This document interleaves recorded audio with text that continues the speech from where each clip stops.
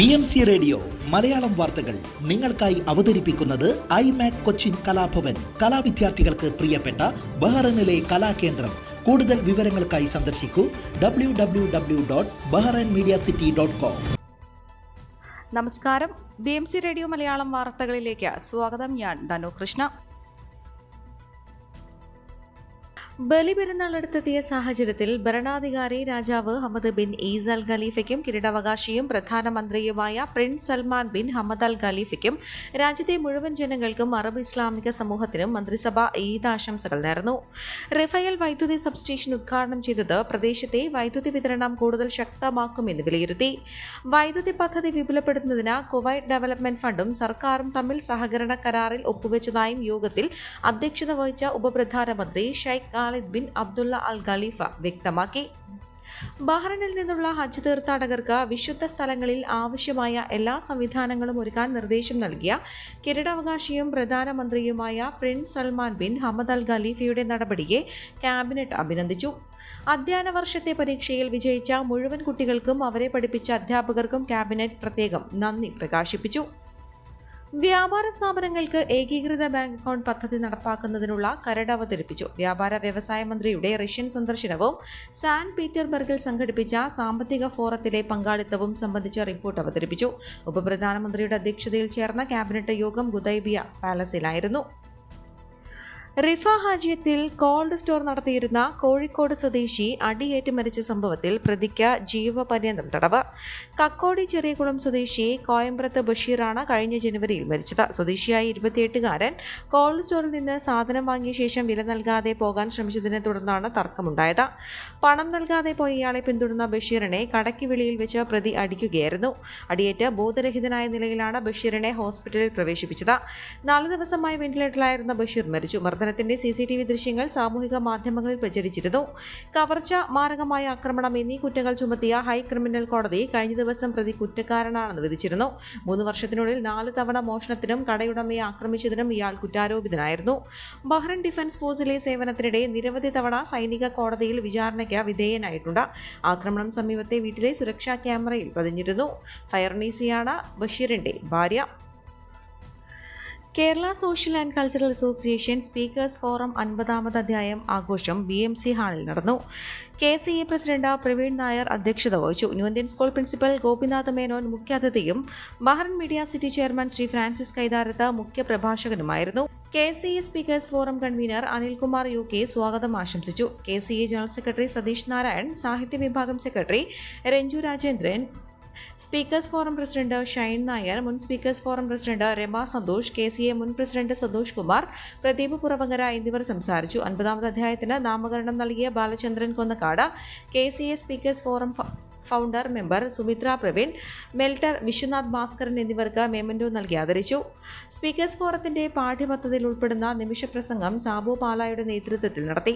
അനിൽകുമാർ പിള്ള, കുമാരി റിദ്ധി രാജീവൻ, രാജേഷ് എന്നിവർ വിഷയത്തെ ആസ്പദമാക്കി സംസാരിച്ചു.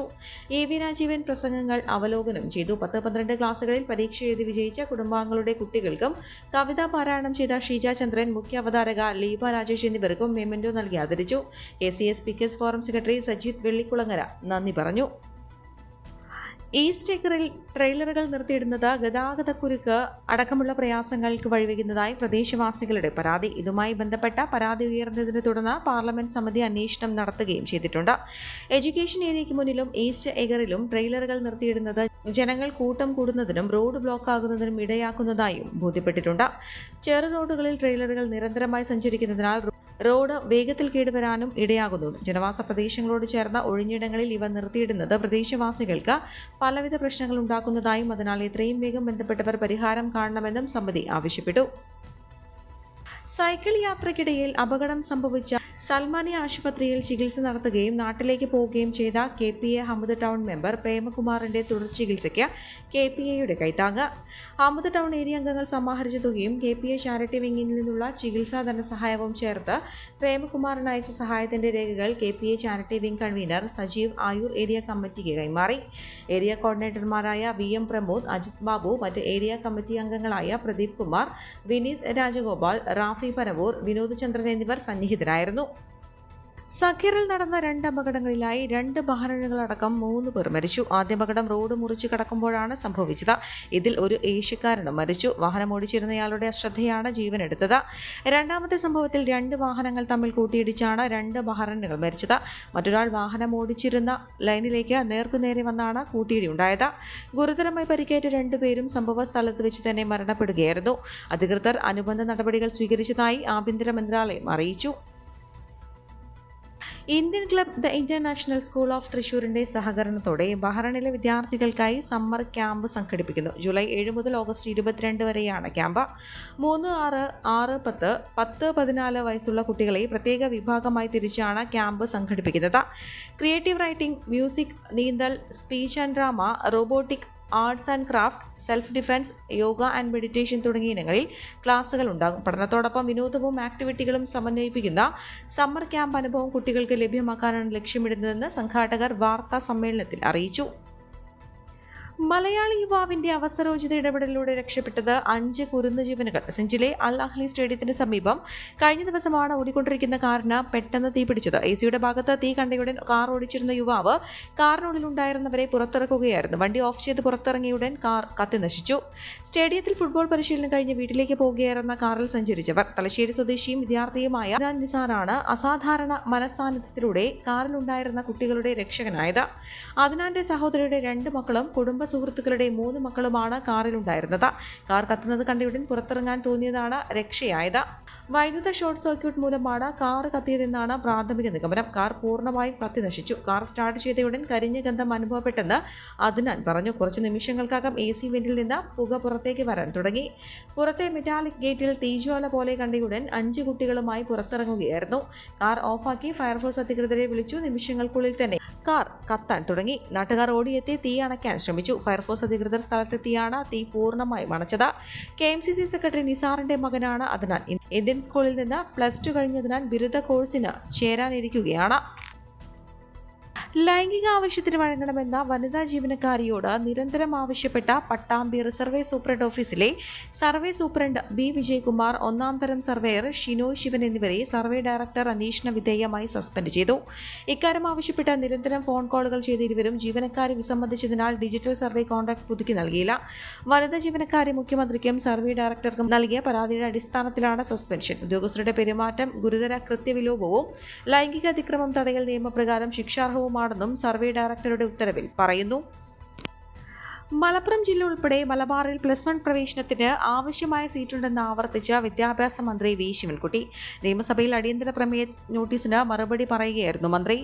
സംസ്ഥാനത്താകെ 4,33,471 +1 സീറ്റുകൾ ലഭ്യമാണ്.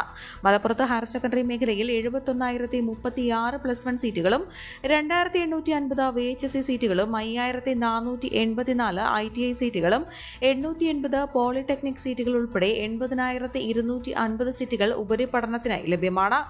മലപ്പുറം ജില്ലയിലെ ആകെയുള്ള 82,446 +1 അപേക്ഷകരിൽ 7,606 പേർ ജില്ലയ്ക്ക് പുറമെ നിന്നുള്ളവരാണ്. ജില്ലയ്ക്കുള്ളിൽ അപേക്ഷകർ 74,840 പേരാണെന്നും ഇവർക്കുള്ള സീറ്റ് ജില്ലയിൽ ലഭ്യമാണെന്നും മന്ത്രി പറഞ്ഞു.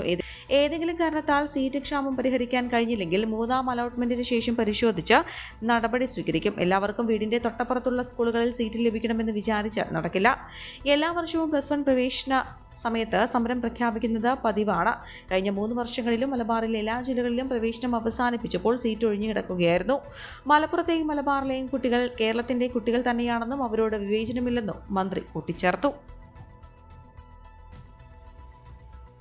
പന്തീരങ്കാവ് സ്ത്രീധന പീഡന കേസിൽ ഭർത്താവിന് അനുകൂലമായി മൊഴി മാറ്റിയ യുവതിക്കായി പോലീസ് അന്വേഷണം ഊർജിതമാക്കി.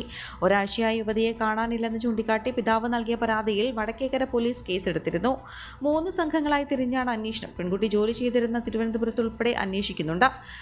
കേസിൽ നിലപാട് മാറ്റിയ യുവതി ഭർത്താവ് രാഹുൽ P. ഗോപാലും വീട്ടുകാരും സ്ത്രീധനം ചോദിച്ചിട്ടില്ലെന്ന് പറഞ്ഞ് കഴിഞ്ഞ ദിവസം സാമൂഹിക മാധ്യമ വീഡിയോ പോസ്റ്റ് ചെയ്തിരുന്നു. യുവതിയെ തട്ടിക്കൊണ്ടുപോയി ഭീഷണിപ്പെടുത്തി പറയിപ്പിച്ചതാകാമെന്ന പെൺകുട്ടിയുടെ വീട്ടുകാർ പറഞ്ഞതിനെ തുടർന്ന് തന്നെ ആരും തട്ടിക്കൊണ്ടുപോയിട്ടില്ലെന്നും നിലപാട് മാറ്റാൻ പ്രേരിപ്പിച്ചിട്ടില്ലെന്നും പറഞ്ഞ് മറ്റൊരു വീഡിയോയുമായി യുവതി പോസ്റ്റ് ചെയ്തു.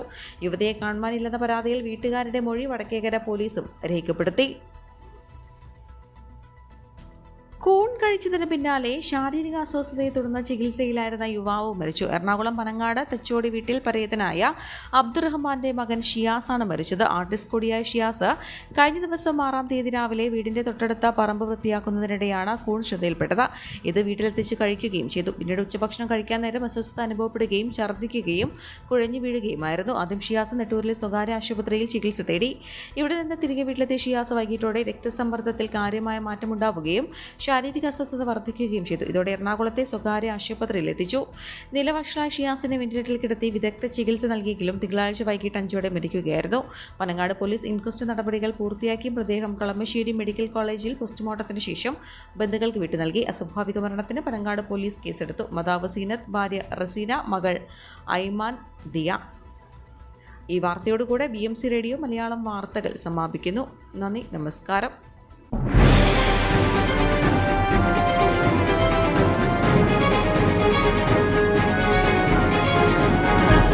BMC റേഡിയോ മലയാളം വാർത്തകൾ നിങ്ങൾക്കായി അവതരിപ്പിക്കുന്നത് iMac കൊച്ചിൻ കലാഭവൻ. കലാവിദ്യാർത്ഥികൾക്ക് പ്രിയപ്പെട്ട ബഹ്റൈനിലെ കലാകേന്ദ്രം. കൂടുതൽ വിവരങ്ങൾക്കായി സന്ദർശിക്കൂ www.bahrainmediacity.com.